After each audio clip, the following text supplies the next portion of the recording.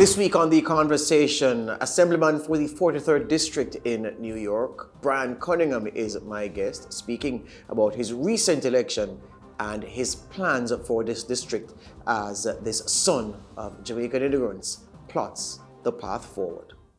Assemblyman, your ascension to this post of Assemblyman for the 43rd District is still so fresh that it's quite in order for us to say congratulations. Thank you. I really appreciate that. Yeah.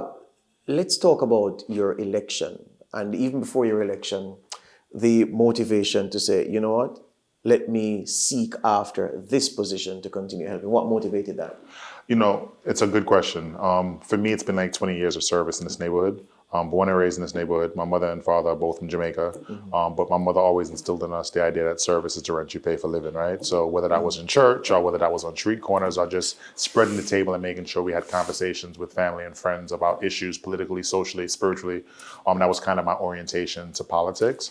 Worked for a while in like nonprofits, so whether it was doing housing, whether it was doing criminal justice reform, or whether it was just coaching basketball. I think this whole idea of cultivating people around ideas and movements that can change their outcomes is kind of been my life's mission. Ran for city council before in 2017, very close to winning. And it kind of got the appetite wet, right? Yeah. And then when this opportunity presented itself for a special election for a district that I love, represented in many ways, it was kind of like a no-brainer for me that I would lend myself to the conversation, if not to win, at least to start conversations about ideas that could help propel people economics. And after coming so close in 2017 and falling just short of target, what were those lessons learned from that almost campaign that caused you to run a successful campaign this time around? I think it was to follow your gut, be authentic, and that you never really lose elections, right? You may lose the result in terms of taking the seat of office, but the ideas we talked about in 2017, I've seen many lawmakers in the city and state take those ideas and run with them. And to me, that's a win because the community still wins. And I think the other piece of it is like, you can't give up on this idea that if you don't get something the first time, that your service stops. I think there are many people who run for office and after they stop running, you don't hear from them anymore. We very much stayed active, right? Doing anti-gun violence work, doing housing work. So just kind of staying true to your North Star. I had a therapist tell me after that race, because I saw therapy, because emotionally you lose publicly, it's tough. Yes. One of the things he asked me was, what's your purpose for living? What's your life's mission? I said, to connect people to opportunities. He said, can you do that without being elected? I paused and I said, yes. And he said, well, keep living your life's purpose. Opportunities will present themselves again. And they did. Yeah. You know, in the 1990s, Tupac Shakur rapped about in Changes, is a song that everybody knows. Yeah. We ain't ready to see a black president. Yeah. So I referenced that to ask about the fact of Barack Obama's ascension to the post of President of the United States, serving the 2 consecutive terms that he's due. And well, became due because of the voter support, but you get the picture, right? Yeah. So Obama came and did something that Tupac had said correctly the generation before, that we weren't ready for a black president. Obama's ascension and what that did for you as a young man to know that, hey, the big goals, I, a man living in the castle of this king, can achieve those goals. Well, it was funny. I think if I look at my history, and I'm a student of history, there are 3 elections that matter to me in the context of New York and the United States. Number 1 was David Dinkins, first black mayor of New York City. We only have our 2nd black mayor in the city, and the city is a mostly black and brown city, which is fascinating within itself, how he ascends to that power. Yes. The second one was Cory Booker out in New Jersey, a black mayor, neighbor in town. And then the other one was Barack Obama, which luckily for me, I had the privilege to work for President Obama's My Brothers Keepers Alliance as well. So to continue that work, but to see him ascend, particularly in 2008, at a time where Hillary Clinton was a household name and was the odds-on favorite to win. I remember it was our generation that said, no, we are with Barack. I remember having a conversation with my mother and her generation about why this man mattered significantly and why this moment was our moment. And, we were able to do that, and we're grateful that he served with dignity for that time. Yeah, I've listened to so much, Brian, about the Obama presidency and the Obama supremacy, if I may call it that. Yeah. And so many people talk about, but, we had a black guy there in the White House, but this didn't get done, that didn't get done, and the sum total of it was disappointment. And I'm saying, but you're missing the picture. Just think of what you said at the start of that. A black man is president in the White House. And I think the significance of that trumps pun intended, anything else, anything else that you could jot down as success or failure. And the fact of a black man holding that office for 2 terms, that's significant. Scandal free. Yes. Right? And you look at Democrats we love and Republicans we love, and no matter what party you look at, many don't go that long, 8 years, without something coming up. So I think just the significance of it was huge. But also people forget that healthcare, when we talk about universal healthcare in this country and the context of that, that wasn't something that existed prior to President Obama's tenure in office. The fact that we were able to regain a majority back in the House and the Senate wasn't something we thought about was in the prospects in that time period. So the conversation around criminal justice reform and solitary confinement and some of these issues that people are talking about now that seem normal weren't normal 10 years ago. So I think in many ways, his presidency was significant in so many ways. It continues to remain significant as we continue to move through this diaspora experience of a man from Kenya who ascends to the presidency, and somebody like myself with Jamaican roots continuing to break the borders of the geographical water, so to speak, and have being our parents' and our grandparents' wildest imagination and dreams.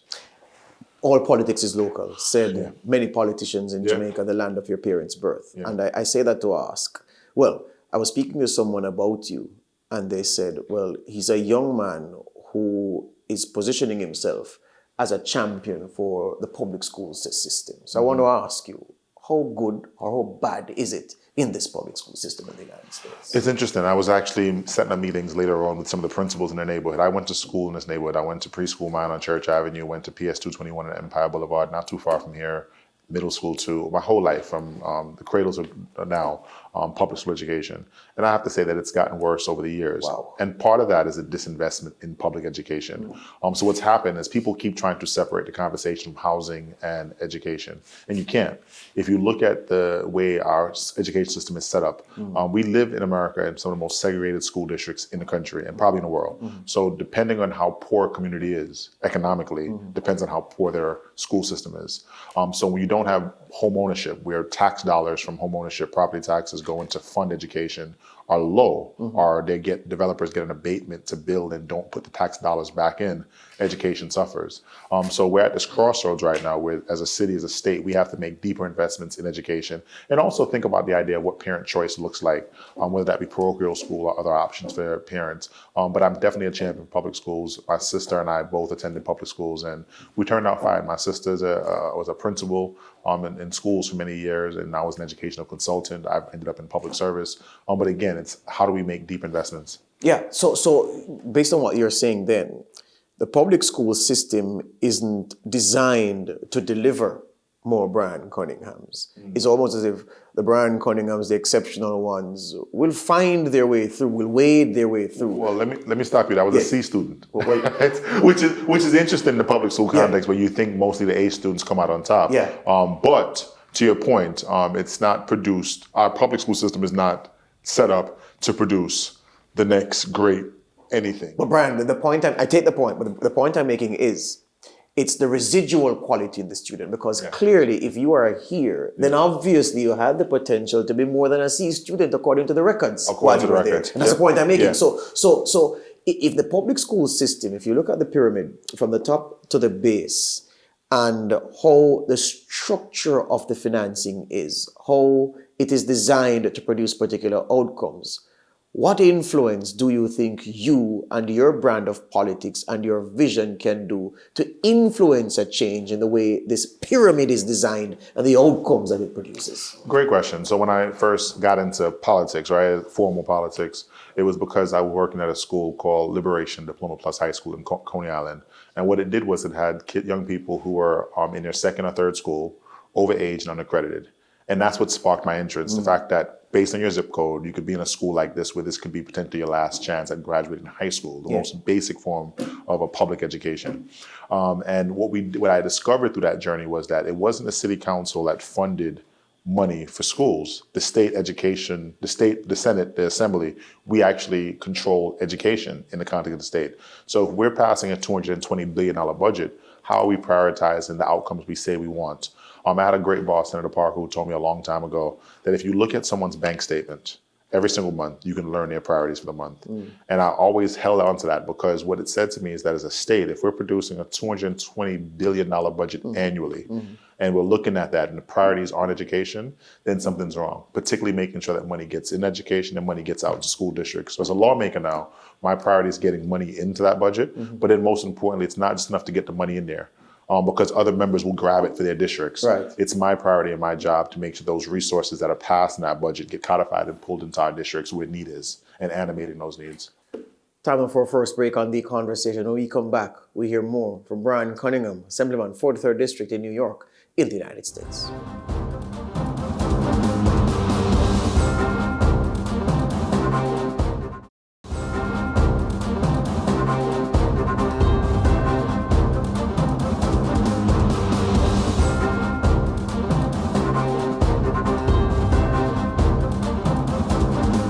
Welcome back to the conversation. I continue my discussion with Brian Cunningham, Assemblyman, 43rd District in New York, in the United States, talking about his plans, legislative plans for this area and his pride at sitting in this chair at this time representing the people. Brian, if you look at brass tacks now, Brian, if I compare what you say this public school system here is in the city and in the country by extension, and I compare it to Jamaica, one of the things you find is that, and I go to my rap references again, it was Jay-Z who sang years ago about arms getting tired throwing money at problems. You throw, and there's no change. So it isn't so much, I would argue, about the amounts of monies involved. It's how the money is spent, which is what you said. But here's where I go brass tacks now. A lot of the times, what is needed for outcomes to improve from the perspective of the performance of the students is for the physical plant to be improved, the building that they sit in, the air that they breathe, the facilities that are there on the playground for them to have recess and to be able to swing, jump, roll, and refresh the mind, come back into the classroom to learn. And then the remuneration of the men and women who are in the classroom as teachers. And I think that a lot of the times when people talk about money being the problem with the education system, you say, yes, but how is the money spent? What are you spending the money on? And is the proposed spend likely to produce the best outcome? And that, I think, is a part of the problem. No, I think that's part of the conversation, right? And that's the policy side, right? So that we always say the legislative session is two parts. Yes. January through April, it's the money part, the money conversation. Budget hearings, money. And then the second part of it is the policy part. So over the next 2.5 to 4 weeks, we'll be focused just on policy. So like now we're able to, that's how I say, pull that money into the right area. So it's not just getting it in and saying we're going to spend excess of $240 million in education or increase it. It's saying, okay, what are we going to do now that money's in the pot? Where do we provide that? So it's the mental health therapy. It's the kind of food, as you mentioned, the things we're putting in our body also produce outcomes, the kind of environment, the built environment, the development that takes place around the young people. What's happening at home? Do we support families as well? Because a young person comes to school for 8 hours like a job, but 16 hours returns to a community and a family. So how do we build the infrastructure of that as well to create better outcomes, as you mentioned? Yeah, there was a time when many students in parts of this city and other cities, I'm sure, not just in the USA but outside, they'd find, Brian, a role model in a magazine or on a TV show, and you look and, I mean, my generation from the 80s, born in the 80s, we all wanted to be a part of the Huxtable's family. We all wished we were one of those children because the way they lived and the support from the parents.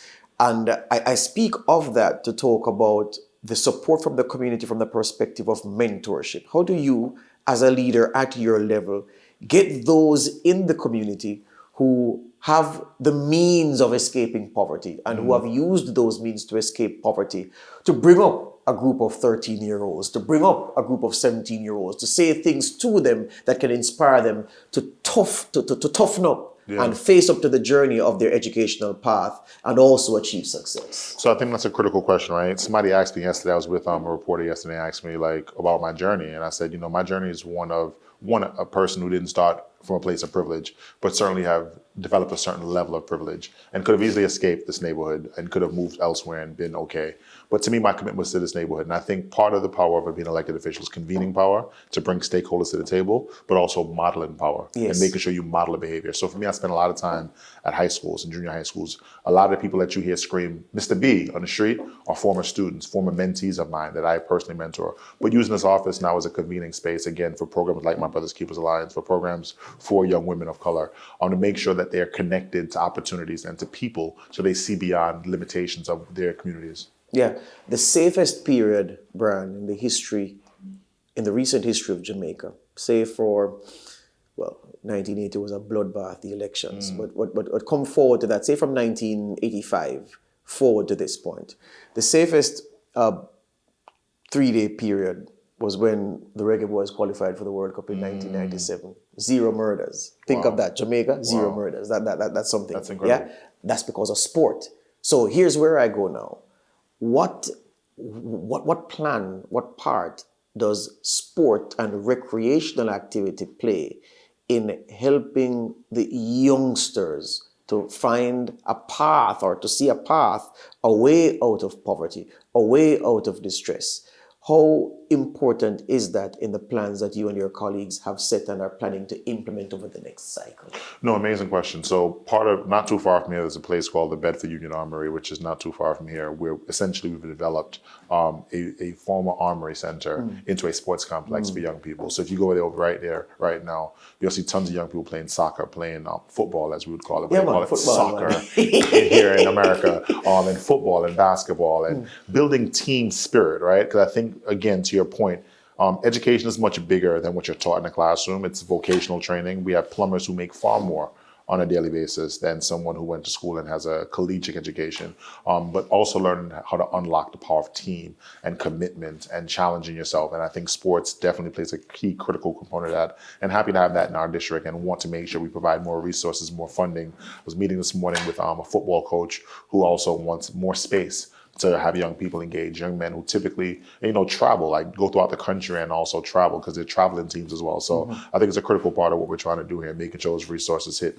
communities like this one. Yeah, I know the design of the political system in the United States, of course, is different from in Jamaica, but there are still some commonalities. So here's the thing now, Brian. In Jamaica, when someone in your position who would be a part of local governments, you'd be a councillor for a particular division, and so you have the council, then you have the member of parliament, then you have the cabinet ministers, and you know the pyramid very well. So here's the thing. People lament that in our country, I don't say my country alone, in our country, you have 2 countries, I have 1, yeah? In our country, there is an erosion of the middle class, Brian, because they say, look, every time we hear about government programs and we examine government policies, there's everything there to benefit the poor.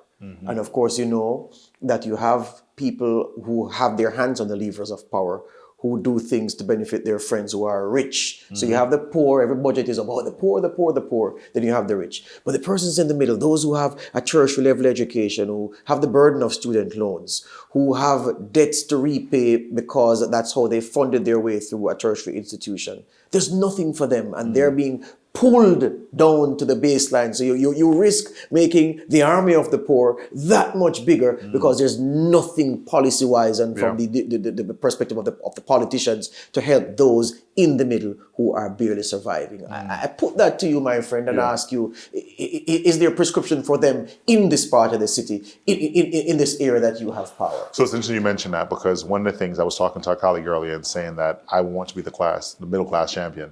Right? Literally, because there's nobody doing that. It's always like poor and low income. And then that also has a cognizant, right? So people have to either be poor and can't, like you mentioned, get ahead and go to college and come back home to their communities. So part of what we're doing, some of the committees I sit on, just so you know, is banks. And obviously that's a huge committee in terms of how resources are bonded in the state of New York. Economic development, because I want to create mobility in the community. Energy, which is a new emerging market for a lot of folks, and agriculture, because we don't know how food ways are grown. We live in food deserts. Just 2 blocks from here, a supermarket that was servicing most of a 3-mile radius, 6-mile radius is now gone. So for me, it's really moving people through the economic ladder, moving someone who is considered poor to working class, and working class to middle class, from middle class to wealthy. I have no problem saying that I want to create more wealth in my community than anyone else, because it is important. I think even when you go to, I used to go to Baptist church, the tither who tithes 10% at $10 is very different than the tither who could tithe at $1,000. Yes. I want the folks who are making more money to invest more, to spend money in our local shops, and see that economic thoroughfare on Nostrand Avenue, Utica Avenue, Flatbush Avenue grow and continue to thrive. Yeah. There's another thing, Brian, concerning the battle of, I was about to say the battle of the genders traditionally, but we know that there's some fluidity and change, and that's another discussion for another time. But the young men, Brian, I find that I often give people this example. If you pull up anywhere in New Kingston, in Jamaica, to a stoplight, and you see a young woman with a suitcase who appears to be homeless, there'll be no shortage of persons to stop and ask, are you all right? What's happening? What are your circumstances? You want me to call the women's center for you? You want me to take you down there? Whatever. The same setting, a young man with belongings and things, nobody asks him anything. And that's just an illustration of how society almost bends over to help the women. And I'm not saying women shouldn't be helped. I love the ladies, we all do. And the ladies deserve help, especially because they've spent so much time being subjugated. Yeah. But we don't seem to be helping our young men. And I want to ask you if you share the concern about the drift among the young men, and if there is a particular focus for you to try to save more who drift away. So for me, the focus is bringing My Brother's Keeper chapter here to New York in a real way. Again, serving alongside President Obama and seeing the work he did. And that work was inspired by the pain of losing Trayvon Martin at the time. But we have too many Trayvon Martins happening across the streets of America and throughout the nation. And it's not the moment that that harm takes place to them. It's the telltale signs of harm about to happen to them. And we have to catch those things early and make sure there are more opportunities. The biggest problem we have in America is an opportunity gap. It's not a money problem. Again, if New York State, the third largest budget in the country, the United States budget, the state of California, the state of New York, and the city of New York. We have some of the richest budgets. So to your point, money is not the issue. The issue is laser focus on policy and laser focus on the groups that are typically marginalized and forgotten from the conversation. Yeah. We take another break here on The Conversation. Much more after these.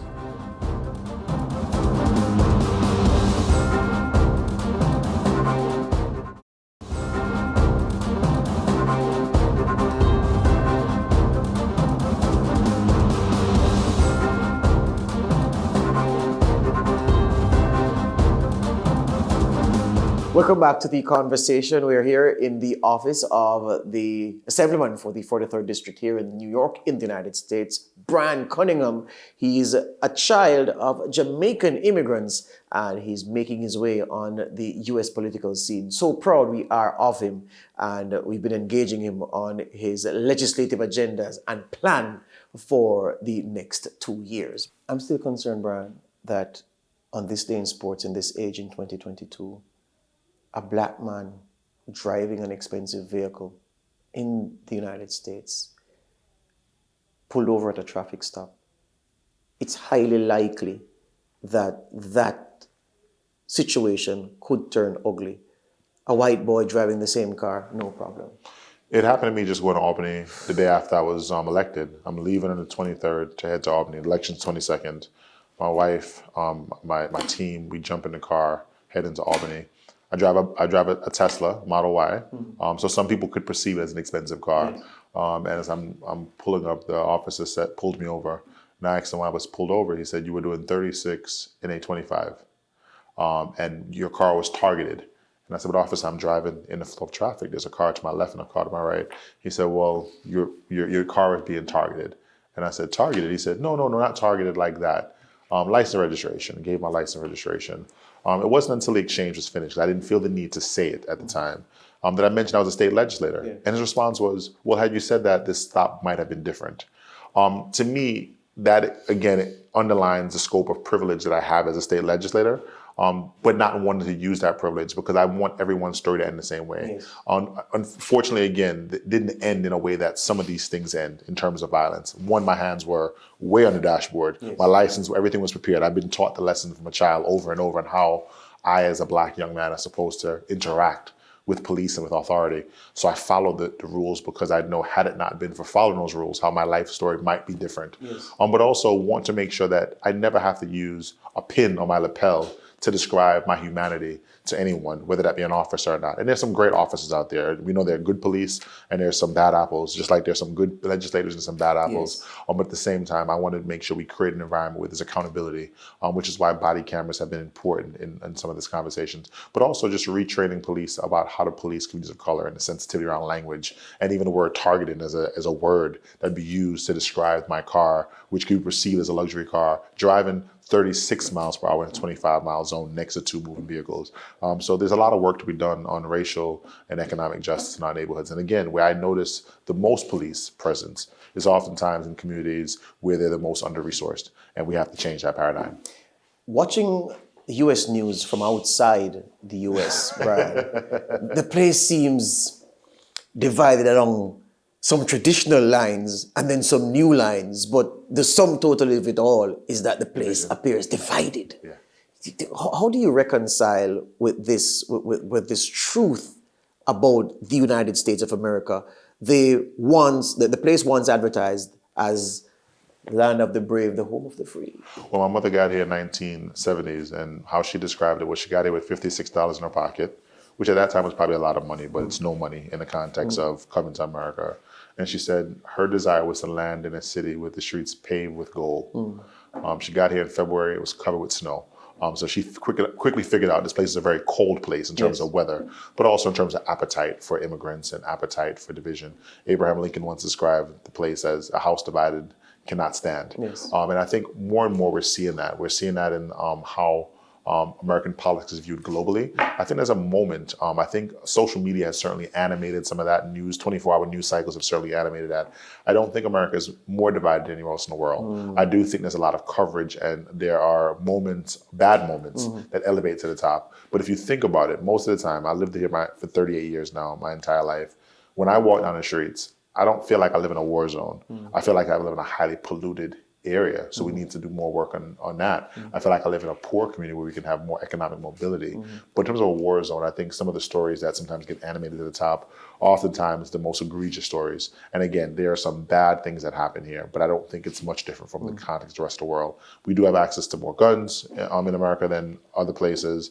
There are people who are mentally unstable and we need to pay more attention to people's mental health. But I think, I think we'll survive it as a country because I think that there's a sum of people who are mostly immigrants who came to this country with the same desires my mother did in the 1970s to make this a better place. And I think that will always outwin and win. May I provoke you with this question now, Brian? I know the date that the philosopher said it, and I know the philosopher who said it, but both date and name are escaping me now. But the philosophy is that every country gets the leader it deserves. And if we accept that that is true, that would mean that when Barack Obama was leading the United States, the US deserved him at that time. When Donald J. Trump was at the head of affairs, the country deserved him at that time. And Joe Biden is what the US deserves. Firstly, do you believe that every country gets the leader it deserves? And if no, what then accounts for the choice of who leads this great country?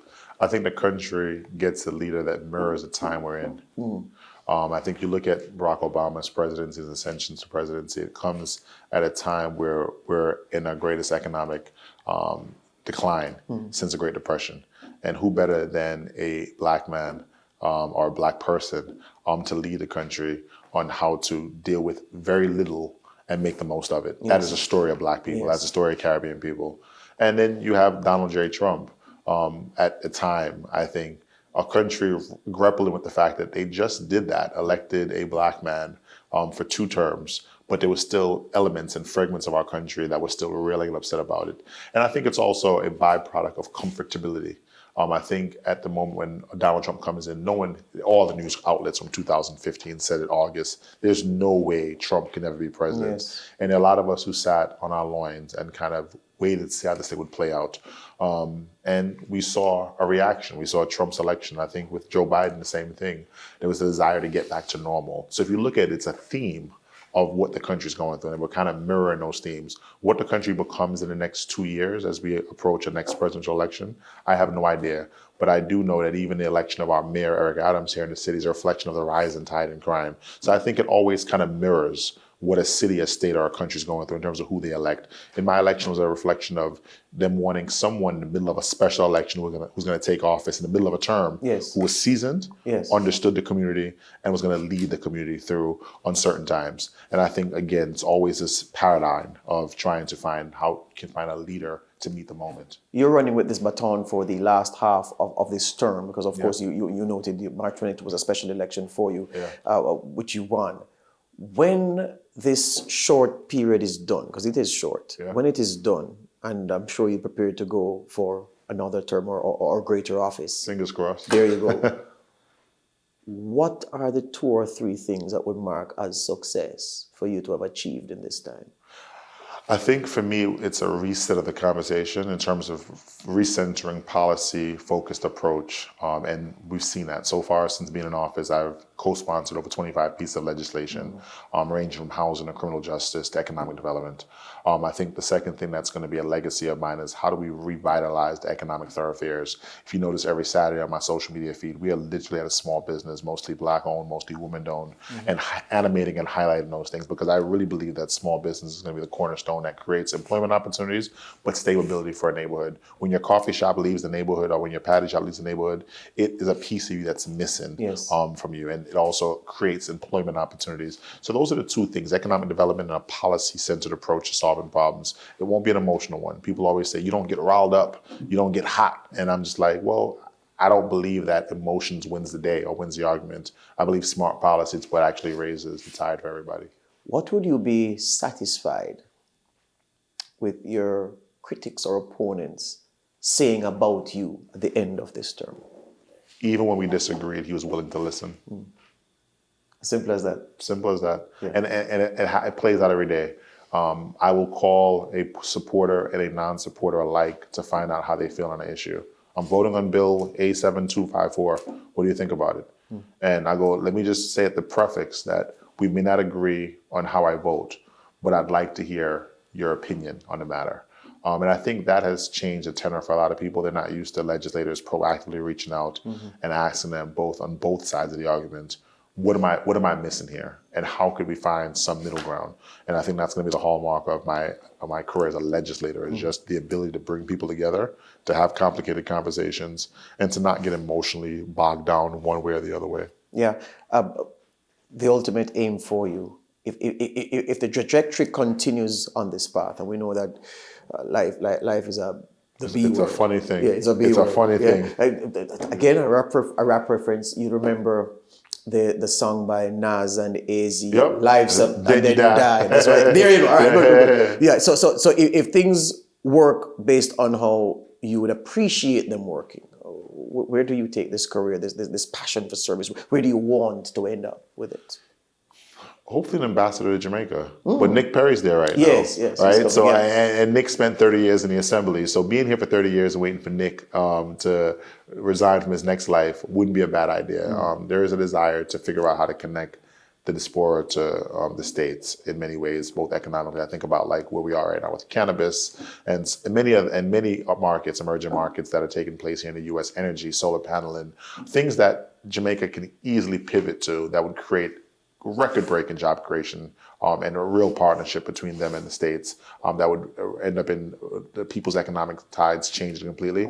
I think I'd be satisfied with that. But again, I mean, I keep the options open. I'm very fortunate to have some really good colleagues. Yvette Clarke is a member of Congress who also has deep roots in Jamaica. And at some point, I'm sure she'll be looking to transition as well. So who knows? But I'm definitely keeping my doors and options open and making sure we work as hard as we can at this first act to see where it ends up. And as you work here in the United States and cast an eye back home, what's happening in Jamaica, what's your impression of the way the country is trending? We have a problem with murders. We all know that homicides, but when you watch the sports and you see the Bolts and the Fraser Price and the Elaine Thompson and there's so much progress being made in Jamaica, right? When you think about it.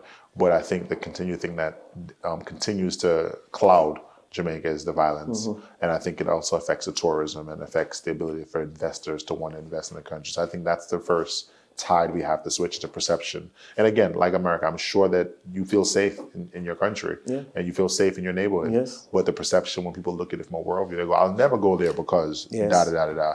And I think we have to do a better job both in Brooklyn, as we see gun violence uptick this year, and Jamaica, which continues to see a rapid increase in violence, at least announced violence.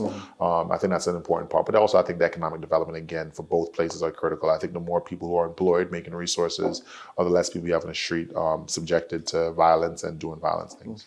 Would it be fair to say that this part of the United States has you, but really and truly, Jamaica, you think that? Jamaica's my heart. Brian, it's been great talking to you. I wish you all the best, and I wish that your ambitions in the now and in the future are realized. There will be difficulties, but you appear to be a man of great resolve, and I can only wish you all the best. Thank you. I appreciate that. Good. That's it for the conversation this week. We'll be back next week with another engaging episode.